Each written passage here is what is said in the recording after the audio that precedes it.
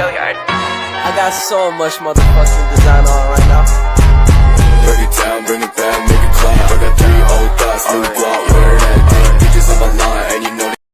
Izin memperkenalkan, saya Azmir Aulia Rifianto, Fakultas Keguruan dan Ilmu Pendidikan, Universitas Singapura Bangsa, Prodi Pendidikan Bahasa dan Sastra Indonesia, NPM 221 063 108 0046.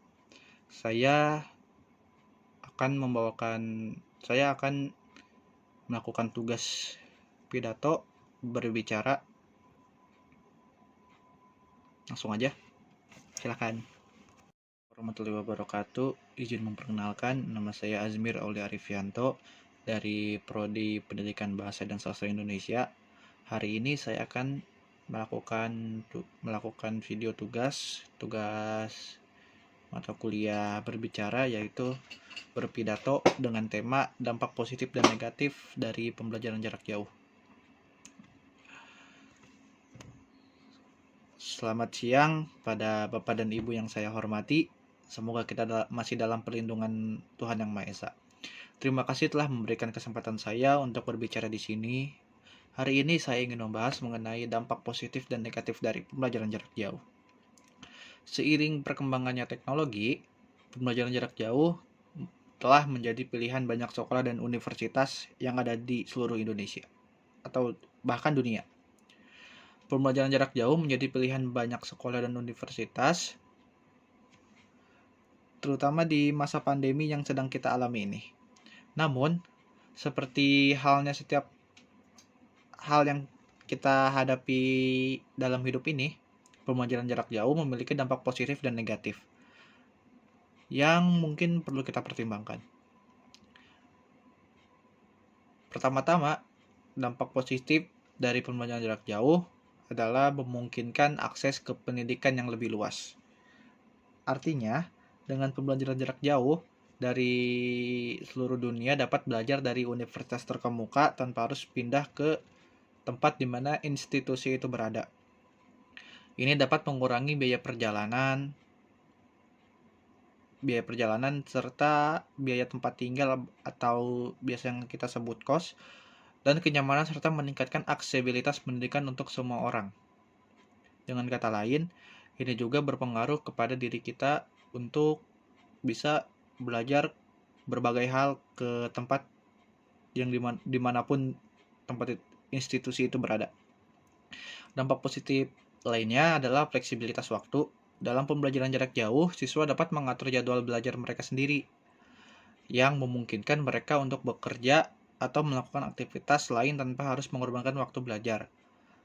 Seperti yang kita tahu, pada saat pandemi kemarin banyak siswa-siswi yang memutuskan untuk kerja sampingan atau biasa zaman sekarang disebut itu part-time.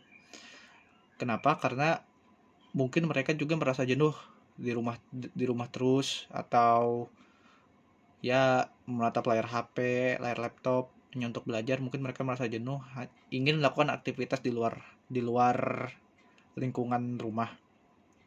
Nah, dengan pembelajaran jarak jauh, dampak positifnya yaitu kita bisa melakukan aktivitas yang kita mau, serta pembelajaran juga tidak terganggu.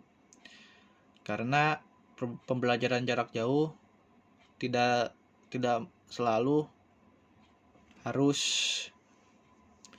bertemu. Bisa juga kan lewat Zoom atau lewat Meet. Ini juga membantu mereka mengurangi stres dan kelelahan yang dapat terjadi akibat jadwal belajar yang terlalu ketat. Seperti yang kita tahu, jadwal belajar di Indonesia itu terbilang sangat ketat dari jam 7 sampai sore. Belum itu untuk eskul-eskulnya. Karena siswa-siswa yang sudah sering seperti itu, akhirnya mereka stres serta capek. Mereka ingin melakukan aktivitas di luarnya. Seperti tadi bekerja part-time atau bermain. Tapi pembelajaran jarak jauh juga terdapat sisi negatifnya. Salah satu dampak negatifnya adalah kurangnya interaksi sosial. Karena pembelajaran jarak jauh itu kita ngobrol hanya lewat dari teknologi seperti laptop atau handphone, tidak langsung face to face. Seperti yang kita tahu, interaksi itu terjadi ketika seseorang bertemu seseorang secara langsung. Dalam pembelajaran jarak jauh tidak dapat berinteraksi secara langsung dengan siswa, dengan teman sekelas atau bahkan guru, yang dapat mengurangi kemampuan mereka untuk belajar melalui diskusi dan kerjasama. Kurangnya interaksi sosial juga dapat mempengaruhi kesejahteraan mental dan emosional siswa.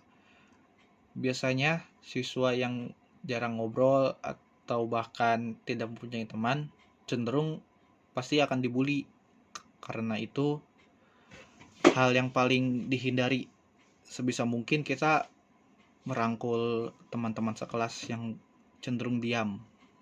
Dampak negatif berikutnya adalah kurangnya disiplin diri. Dalam pembelajaran jarak jauh perlu memotivasi diri sendiri agar siswa dapat fokus dan produktif karena tidak ada pengawasan langsung dari guru. Hal ini dapat membuat beberapa siswa menjadi kurang teratur dan kurang fokus dalam belajar. Sebagai contohnya, siswa-siswa yang terlalu leha-leha sehingga menyepelekan jadwal pembelajaran jarak jauh tersebut.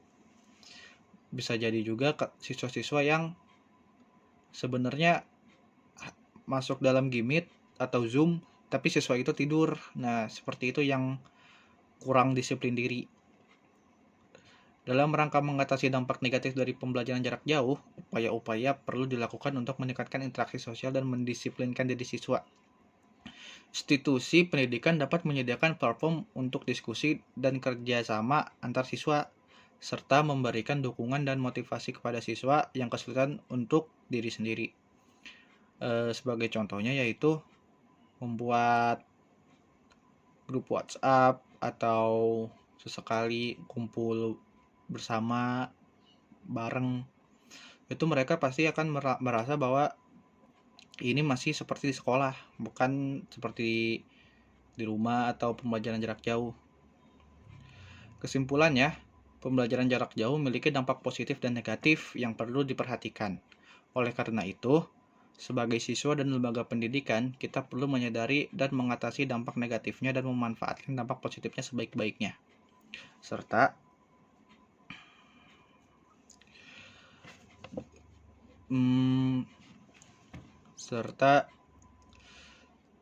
kita harus membuat siswa nyaman dengan pembelajaran jarak jauh. Seperti contohnya, setiap habis break pembelajaran kita sisipkan dengan games atau dengan ngobrol-ngobrol dengan siswa, berdiskusi dengan siswa, atau bahkan kita membebaskan siswa agar tidak selalu memakai seragam ketika Zoom, karena pasti siswa itu hanya memakai seragam bagian atasnya saja, tidak bagian bawah.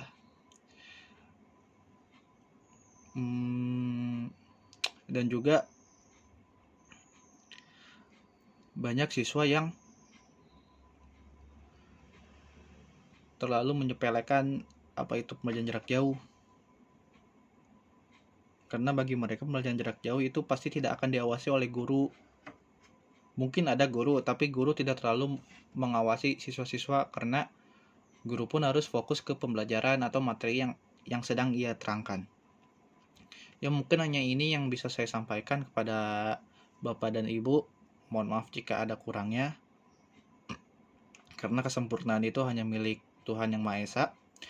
Saya Azmir, saya pamit undur diri. Saya ucapkan terima kasih sebanyak-banyaknya. Semoga kita masih dalam perlindungannya. Assalamualaikum warahmatullahi wabarakatuh.